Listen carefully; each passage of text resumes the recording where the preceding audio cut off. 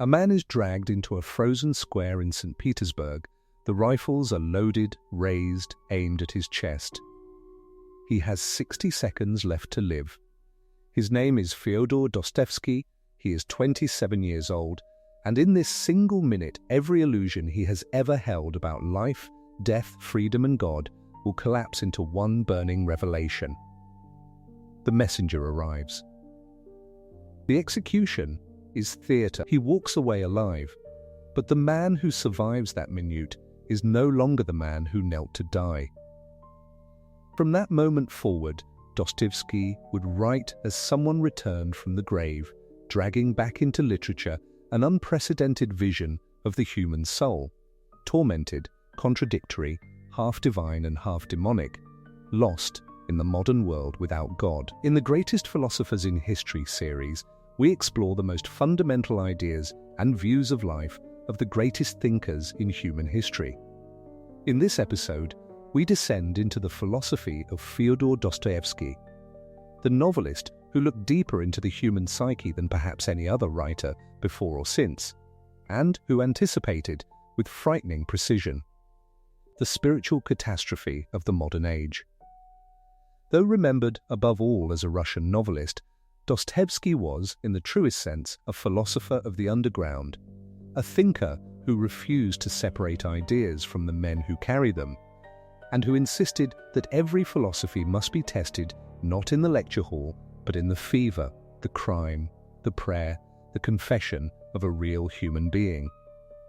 His novels became laboratories of the soul, in which the most radical doctrines of the 19th century, atheism, nihilism, socialism, utilitarianism, the cult of the Superman, were placed inside living characters and made to bleed. He is widely considered one of the greatest psychological novelists in world literature, and his influence stretches from Nietzsche to Freud, from Kafka to Camus, from existentialism to depth psychology. He was born in Moscow in 1821, the second son of a strict, devoutly Orthodox family. His father was a former military surgeon turned landowner, disciplined, severe, an alcoholic with a violent temper, the kind of man who taught his children to fear both God and dinner. His mother was gentle and pious, and it was she who first introduced young Fyodor to the Gospels, a book that would haunt him for the rest of his life. He devoured Pushkin, Gogol, Schiller, and the great romantic novels of his age, and was eventually placed, against every inclination of his temperament, into a military engineering academy, surely one of the strangest places in human history to put a future prophet of the spirit. When he was 15, his mother died of tuberculosis.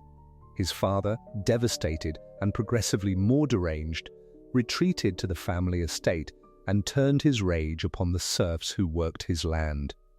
2 years later, news reached Fyodor that his father had been found dead under suspicious circumstances.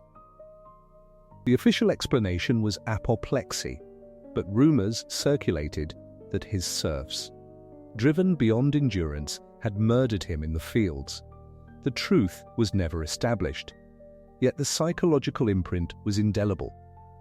He would carry, for the rest of his life, a profound and uneasy meditation on parricide, guilt and divine judgment, themes that would erupt decades later in the towering structure of the brothers Karamazov. Around this same time, he suffered his first epileptic seizure, a condition that would shadow him to his grave, and which he came to regard not merely as an illness, but as a strange and terrible portal into mystical experience. After completing his engineering studies at 23, Dostoevsky resigned his commission almost immediately. Literature had seized him entirely. He lived in poverty, indulged a chaotic and extravagant lifestyle, and began to develop the gambling addiction that would torment him for decades, an addiction so total that he would later dictate an entire novel, The Gambler, in 26 days to pay off debts incurred by gambling. There is perhaps no more Dostoevskian biographical detail than this. In 1846, he published his first novel, Poor Folk, a tender epistolary work about a poor clerk hopelessly in love with a young woman he can never possess. It was hailed by the leading critic of the day as the birth of Russia's first true social novel. Overnight, Dostoevsky was famous, but the triumph was short-lived.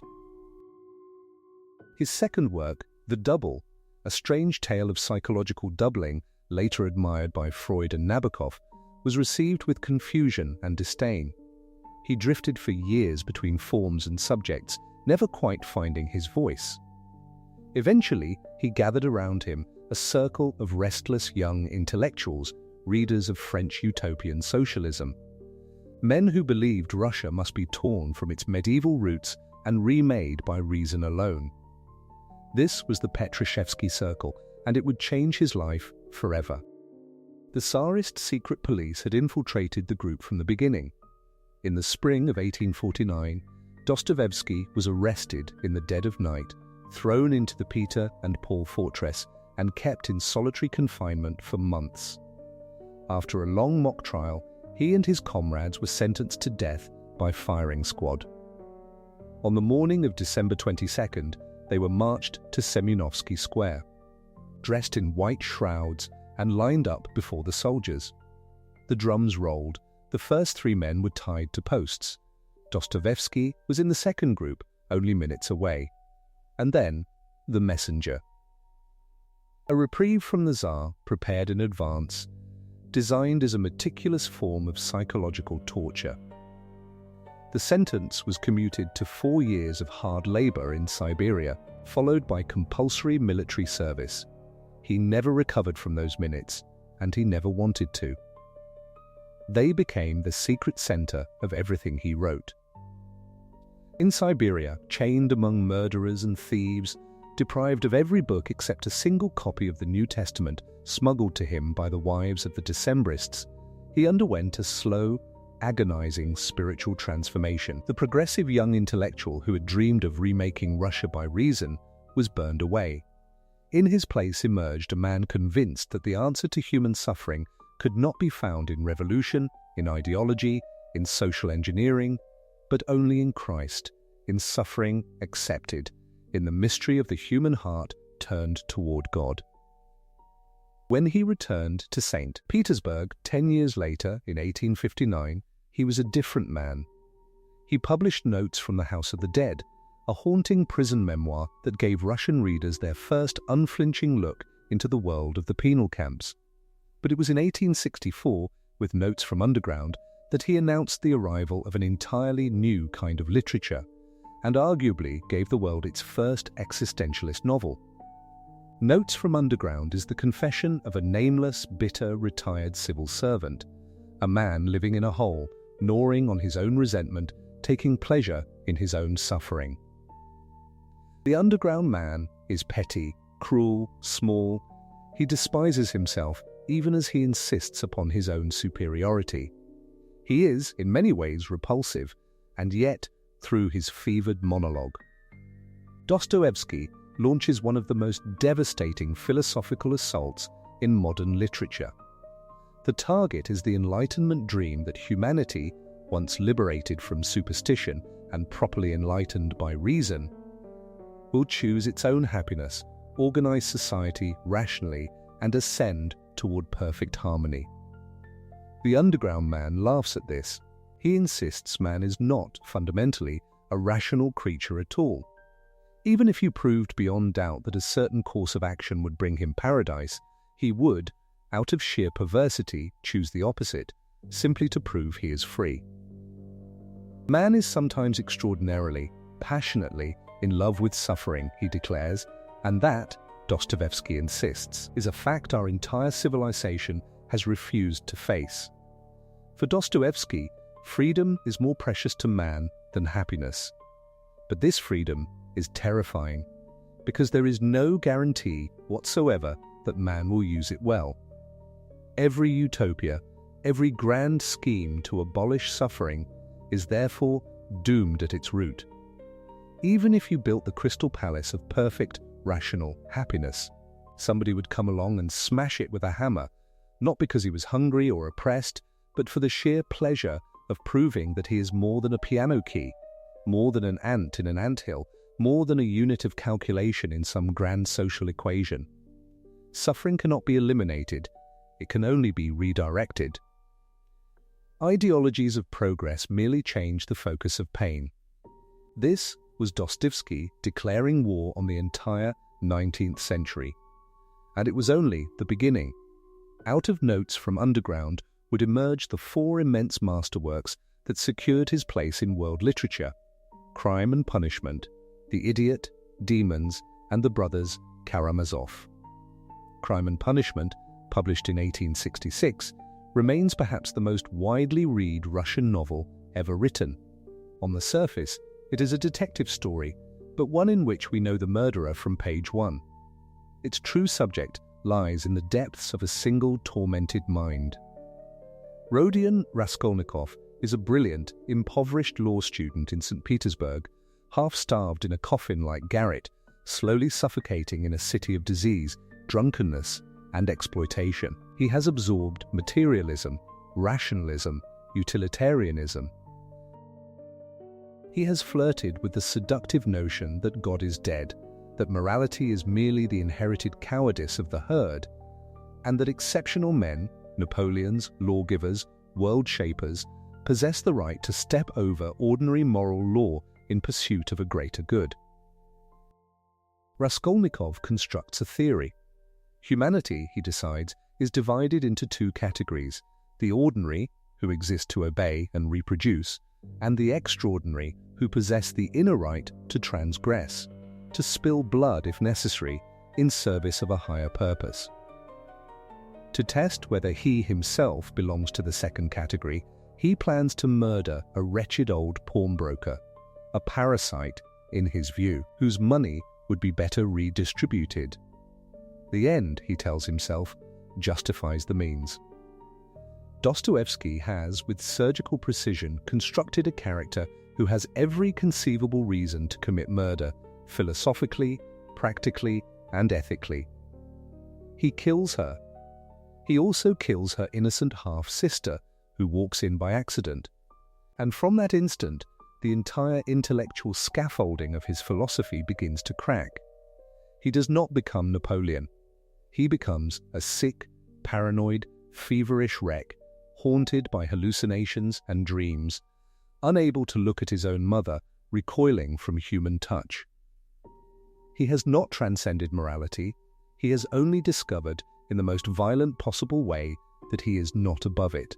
Dostoevsky stages a long pursuit, but the true hunter is not the police inspector, it is Raskolnikov's own soul, demanding confession, demanding suffering, demanding redemption. Dostoevsky's quiet suggestion is unbearable, that prison itself, the labor camp, the chains, would be a mercy compared to the inner hell of trying to outrun one's own guilt. One must eventually confess or go mad. Through Raskolnikov, Dostoevsky stages a devastating critique of the socialist reformers who insisted that crime was merely a protest against an unjust social order, and that once society had been properly arranged, evil would simply evaporate. Reorganize the economy, they said, and the criminals will vanish overnight. No, Dostoevsky answered. Human nature is far more complicated than the social engineers like to think. The roots of evil go down deeper than any economic structure. You cannot legislate the soul. You can only confront it and bear its weight, and through that suffering, perhaps, be redeemed. This was his message to a world racing in the opposite direction, hurrying frenziedly to abolish suffering and find happiness. Since his time, the world has known much trouble and found little happiness. The 1860s were a decade of upheaval.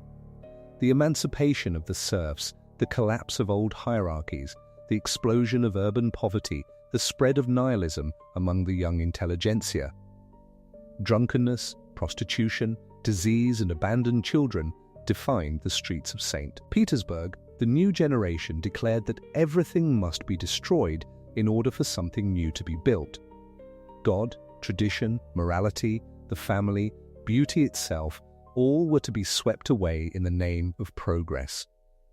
In Germany, Friedrich Nietzsche, who deeply admired Dostoevsky and called him the only psychologist from whom he had something to learn, would soon proclaim that God is dead, not as a triumph, but as a tragedy, and that man must rise up and become an overman.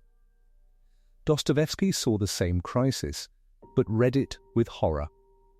He recognized in this new atheism the seed of the next century's totalitarian terrors. Raskolnikov's theory was a prophecy, and history would soon make it flesh. His next great work, The Idiot, published in 1869, takes the opposite path. Where crime and punishment plunges into the soul of a man who would be a god, The Idiot asks what would happen if a truly Christ-like figure were placed into the corrupt, money-hungry, manipulative society of Imperial Russia. Prince Mishkin returns from a Swiss sanatorium where he has been treated for epilepsy and what the doctors of the age still called, with their characteristic delicacy, idiocy. He arrives in St. Petersburg with no experience of social life and no defenses against its cruelty. He is gentle, transparent, incapable of malice. He sees the truth of every soul he encounters and loves them anyway. The aristocrats around him cannot understand a man without ulterior motives, and so conclude he must be simple, slow, an idiot. The novel becomes the tragedy of pure goodness in a world that no longer knows what to do with it.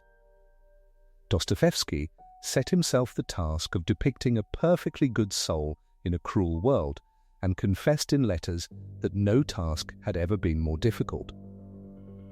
The book's structure is uneven, its rhythm chaotic, its scenes unbearable in their psychological intensity.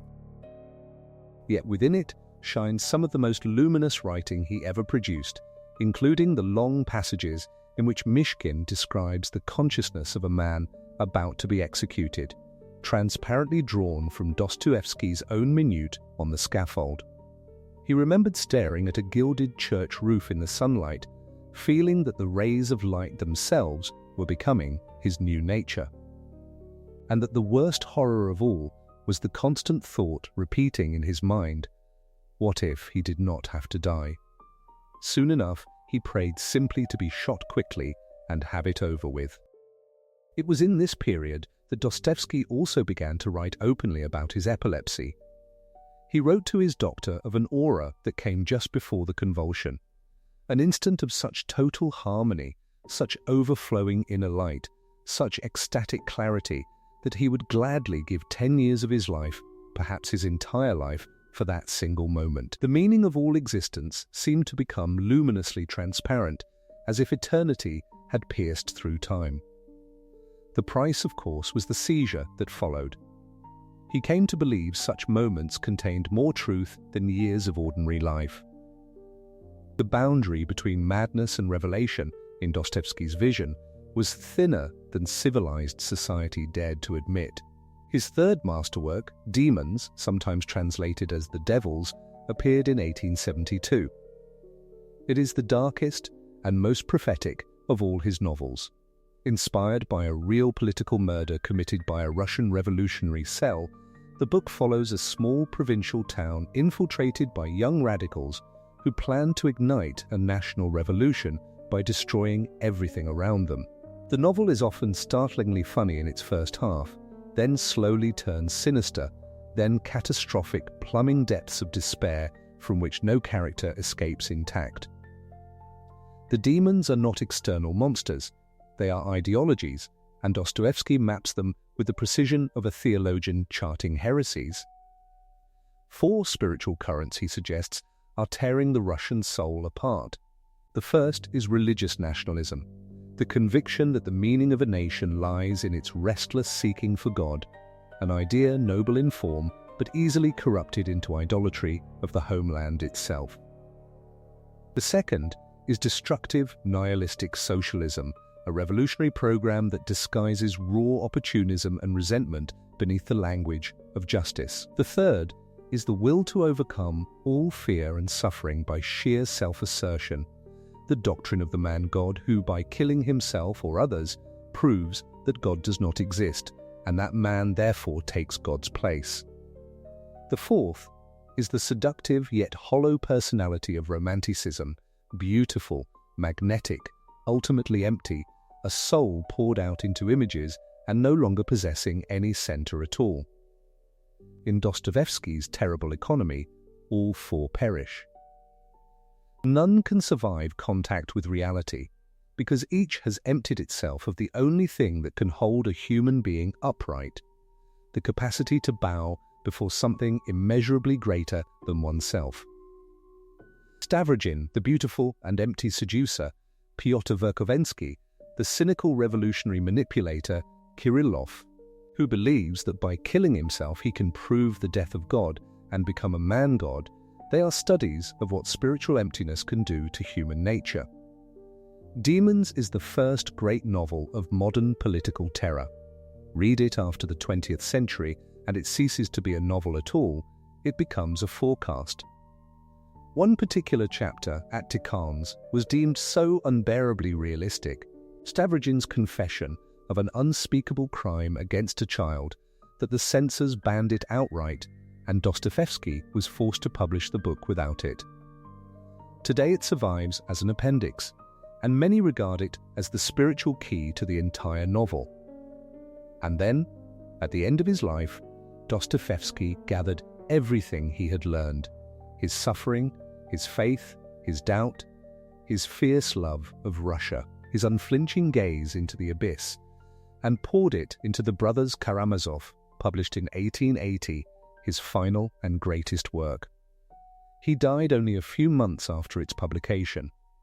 On the surface, it is the story of a family. Old Fyodor Karamazov, a debauched and grotesque patriarch who shares the author's own name, a private joke whose cruelty is entirely deliberate, lives surrounded by three sons, each representing a different face of the human soul. Dmitri is sensual, passionate, governed by the flesh and the heart. Ivan is intellect, cold, brilliant, atheistic, the modern European mind made flesh. Alyosha is the soul, a novice monk under the guidance of the holy elder Zosima. And then there is the fourth, the illegitimate Smerdyakov, the servant in whom Ivan's atheism takes root and bears the fruit of murder. The Brothers Karamazov is a philosophical novel that pretends to be a murder mystery.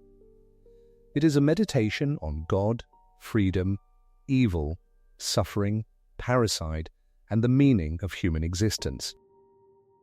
Dostoevsky himself confessed he did not entirely know, when he began, how the book would develop, a remarkable confession from a man writing what would become one of the supreme novels of world literature. To read it is a deeply personal experience. Most readers find themselves attached to one of the brothers, sympathizing with his philosophy, until Dostoevsky quietly demonstrates where that philosophy leads, and the reader is left, often disturbed, sometimes converted, never the same. At its center stands one of the most famous passages in world literature, the chapter known as the Grand Inquisitor. Ivan tells his brother Alyosha a story he has invented. Christ, he imagines, returns to Earth during the Spanish Inquisition. The Grand Inquisitor, an aged and powerful cardinal, sees him and immediately orders his arrest. That night, in the darkness of the cell, the Inquisitor visits him.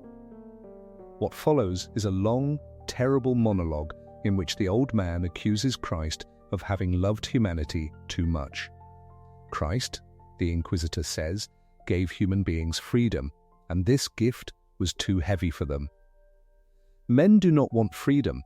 They want bread, miracle, authority, certainty. They want to lay down their freedom at the feet of someone who will tell them what to do, what to believe, what to be. The Church, the Inquisitor concludes, has corrected Christ's mistake. It has taken the burden of freedom away from the people in exchange for security. Therefore, Christ must die again. Throughout the entire accusation, Christ says nothing, and when the Inquisitor falls silent at last, Christ approaches him and kisses him gently on the lips. That is his only answer. The old man shudders, opens the door, lets him go, and refuses to recant a word, but the kiss remains burning in his heart for the rest of his days. Dostoevsky portrays the Grand Inquisitor not as a monster, but as a quite admirable, almost tragic figure, which is precisely what makes the chapter so devastating. He is a man who has looked honestly at human weakness and concluded that freedom must be taken from us for our own good. Are human beings strong enough to bear the freedom conscience demands? Or will we, again and again, hand it over to the Grand Inquisitors of every era? Ivan rejects the world that God has created because it is built upon the suffering of innocents, particularly children, against which no theology, he insists, can ever justify itself. He returns his ticket to paradise. Alyosha, in answer, can only embrace him. And Dostoevsky leaves the question open, knowing any faith worth keeping must pass through the fire of the most radical doubt. 1 year before his death, Dostoevsky stood before an enormous crowd in Moscow at the unveiling of the statue to Pushkin. He delivered a speech of such prophetic eloquence that grown men in the audience wept and fainted. He warned his countrymen against the seductions of Western progress, against the fraudulent promises of revolutionary freedom, and proclaimed instead the coming of a universal brotherhood rooted not in socialism or revolution, but in the full realization of the Christian Enlightenment. He died a few months later, in January 1881. He was 59 years old. 30,000 people followed his coffin through the streets of St. Petersburg within a generation.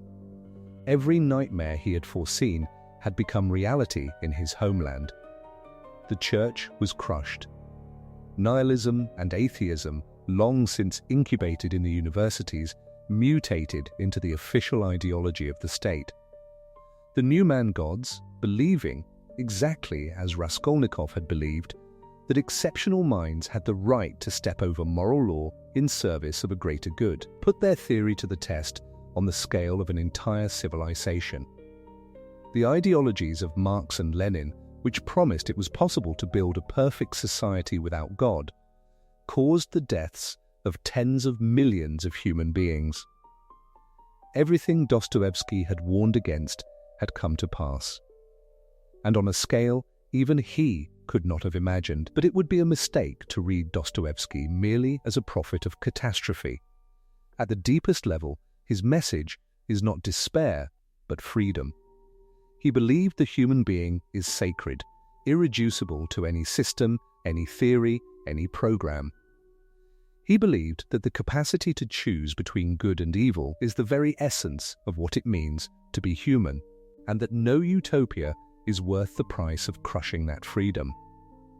He believed that suffering, far from being the enemy to be eliminated, is the very fire in which the soul is forged.